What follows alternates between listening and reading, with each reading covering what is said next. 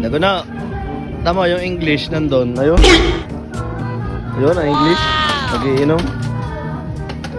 Kausapin mo, puntahan mo. Ah, ano sasabihin mo? Tapos na po kayo kumain? Ano sa English ang ano? Ano sa English ang tapos na po kayong kumain?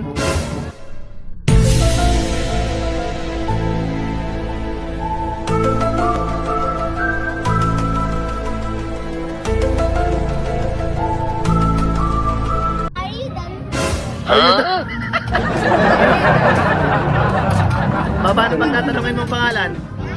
Paano pag tatanungin mo ang pangalan? Where are you? Where are you? Why are you name?